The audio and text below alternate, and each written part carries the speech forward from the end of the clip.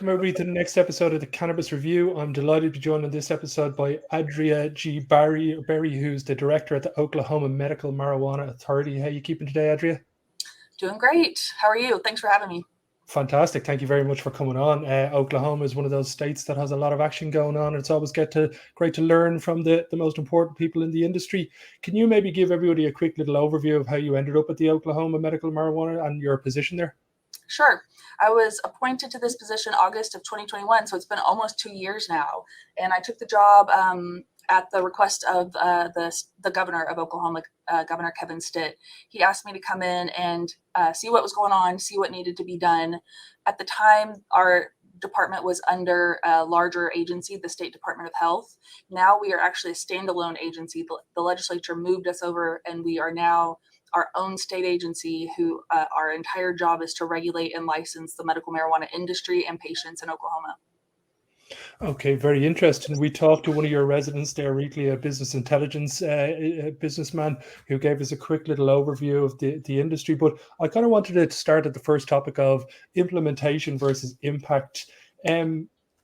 Has everything that's been that they aim to implement been implemented? Are there things that got left off the licensing? And what's been the impact, the biggest impact of the laws that have happened in Oklahoma? Well, I think if you're asking about implementation, do you mean the people who voted to legalize in Oklahoma in 2018? Yeah, and the laws, I'm sure at some stage a set of politicians had to sit down and go, okay, how are we going to implement this into the state of Oklahoma? State by state seems to be so varied and so different. Has the impact been what people who are the ladies and men who have implemented the laws been what they had hoped for? Or has there been some lag in certain areas? Yeah, there have been, lots of differing opinions. And when State Question 788, it was a petition written by citizens of Oklahoma. That's what legalized medical marijuana in Oklahoma, as I'm sure you've heard. And that happened in June of 2018. The people who wrote that and voted on that voted for a very free market approach to the medical marijuana industry. So they didn't have there were no caps on the number of plants that can be grown. There's no limit on the size of a cultivation facility. There's no limit on the number of commercial licenses that we can grant. No limit on the number of patient licenses, no qualifying conditions. So as you can tell from what I'm saying, it was a very free market, free approach to medical marijuana, one that hasn't been done in any other state. So Oklahoma has been the test case for how the free market works when it comes to medical cannabis. So the legislative session after that state question passed, the legislature did come in and wrote some laws to put a little bit of a regulatory framework around the industry. And I think that if you ask how the implementation was intended versus the impact, I believe that all of the parties involved would say there were definitely unforeseen consequences of the way that the free market approach worked. One of those is that the very low there's a very low barrier to entry into our industry, which is not by itself ever a bad thing, right? But what has happened in Oklahoma is that even the criminal organizations are getting an OMMA license, or were getting an OMMA license. They found ways to get around. And so they look on the surface like they're legitimate, but they are actually not legitimate businesses. So what's happened is we are now forced to distinguish who is a legitimate business owner versus who is a criminal actor.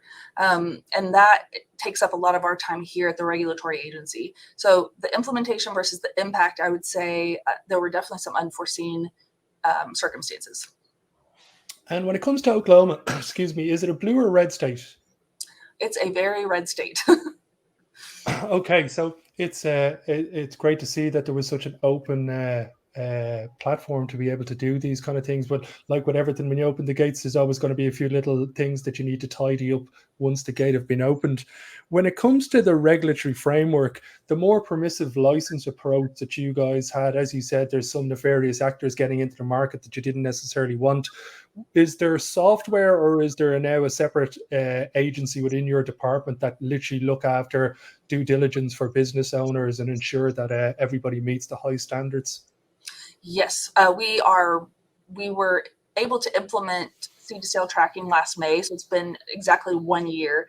That has helped us tremendously by helping our inspectors who go out into the field. They do their research on our seed to sale tracking system before they go out and compare the two. So oftentimes you're going to find that the criminal actors or people who are trying to get around the rules are not utilizing the seed to sale tracking system appropriately. That's just one way. Another way that we are identifying the bad actors or the criminal actors in the industry is on the front end, on the licensing end. We've built up an investigative unit within our licensing department that digs deeper into license applications. So we know a little more what to look for now to see if they are trying to, if these criminal organizations are trying to get into the legitimate industry. And we just are doing our due diligence, putting a stringent read on every single commercial license application. The first couple of years of the program, that was not the case.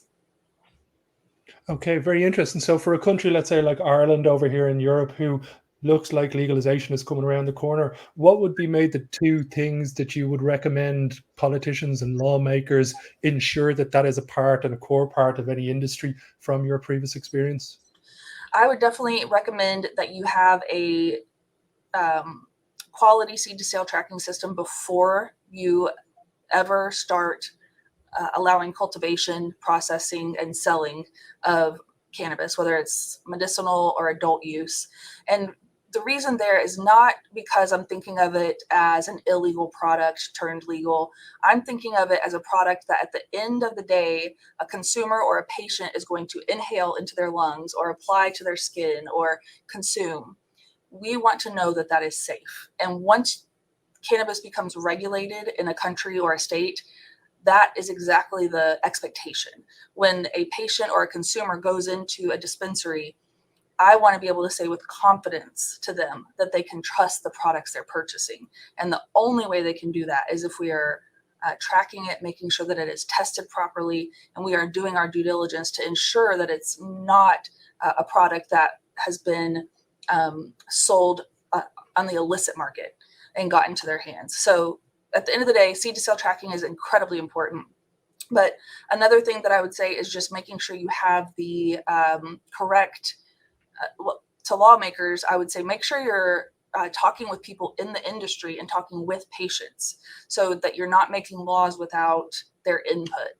Because this is a very, very complex plant. It is not cut and dry. There is so much to know about cannabis regulation, and you've got to find the experts, whether they're industry, patients, scientists, physicians, consult with all of them to make sure that you're ahead of a lot of the technology and the innovation that's happening with cannabis. We have a thing over here in Ireland happening at the moment called a citizens' assembly, and they're generally gathered when there's going to be a new change in laws, whether it's gay marriage or abortion rights. We've now got one for drugs that seems to be going very positively, and they seem to have done a number of things that you recommended there. We're still dealing with some of the, let's say we'll call it misinformation from specific either medical professionals or outside medical professionals. Does that still continue in Oklahoma as much as your industry has been a success? Or does it dumb down once the industry gets going? Because it seems to come from misinformed and completely out of sync information. Right. No, that is something that I think is going to take years and years, and it's just going to take a cultural shift, and that takes time, you know. But even though we have such a large industry, a lot of the Oklahomans who voted yes to legalize medical marijuana did so because they thought, okay, well, this is medicinal. It will help someone. I'm going to vote yes. What ended up happening in the more rural parts of our state, some of these bad actors and criminal organizations moved in and created and built these gigantic cannabis farms. They took all the water. Water is a finite, precious resource. And in Oklahoma, it is an emotional thing. People are very protective of their water. So a lot of these cannabis farmers were not being good neighbors. And that's put a really bad taste in a lot of Oklahomans' mouths, especially in rural Oklahoma. And if you've been following, we had a petition on the ballot for adult use, recreational cannabis use back in March, sorry. And that failed. It failed by a pretty big margin. And I believe it's from what I'm saying to you, that the people who thought that medicinal marijuana was to be helpful have unfortunately seen kind of the bad sides of the industry in Oklahoma and don't want any more of it. So we've gone a little bit backwards on that culture war as far as the misinformation is kind of the bottom line there. Yeah, it's very interesting, as you said, that there's such an easy entry point into this market that anybody can get in. And you seem to see that across the world in cannabis, that anybody with a bit of money can get into it. You then realize once the industry's up and running that, okay, we need real players in here. We need to set boundaries and licenses and all the variables that are going to ensure that if it was the cocoa market or whether it was the vanilla market, that they're all regulated to the same standard. Absolutely. Yes. And last topic, I'm going to let you go in a couple of minutes because I know you're a very busy lady. Patient care and education when it comes to Oklahoma. Is this widespread across the state? Are there specific private entity companies that take care of patient care and education? Is it a capital market where anybody can open up a private clinic, have my own doctors, and once we have the patients, everything up and running? Or are there certain frameworks that are in place to hinder patient access? It's pretty free market, just like everything else. And what we're finding in Oklahoma that goes back to what you were just talking about is that the physicians in Oklahoma have been resistant to learning more about cannabis and recommending cannabis. So a lot of times they might recommend for a patient to get their patient card, but then they don't really have the education or the knowledge to recommend dosage or type of consumption.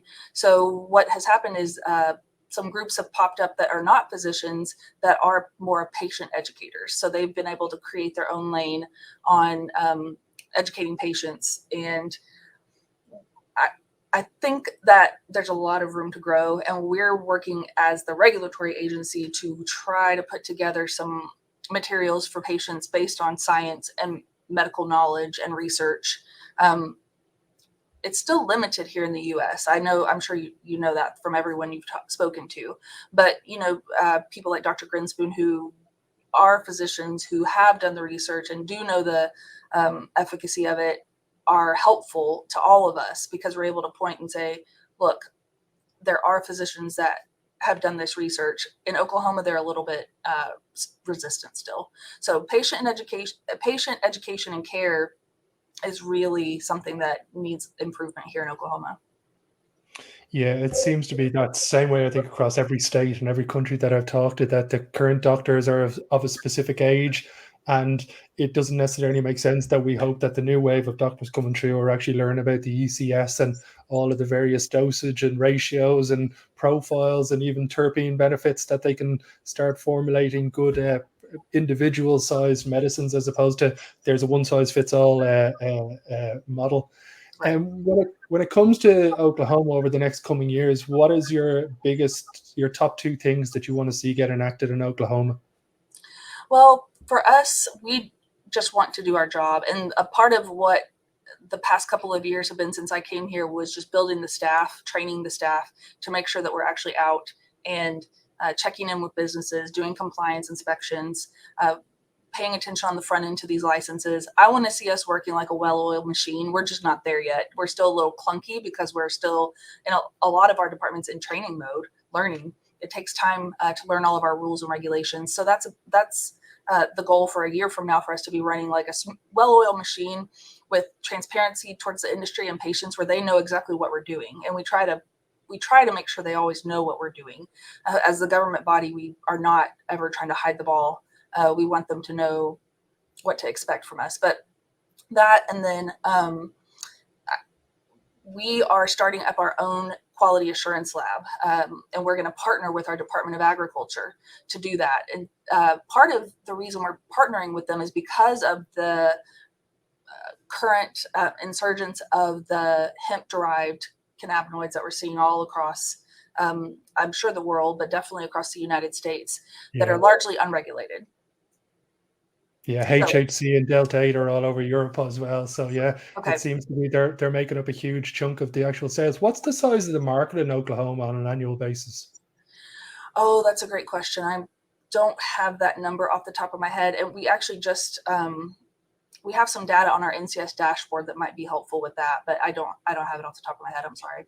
Not at all, not at all. I will check that out. It's been amazing talking to you. I know you're a very busy person and so on. It's the start of the day over there. You've got lots to get done, so I won't take up more of your time. It's been fantastic talking to you, Adria, and hopefully when Ireland starts getting some movement in regulations, we can touch base with you again and see what we can learn in Europe from all the excellent work you guys are doing in Oklahoma.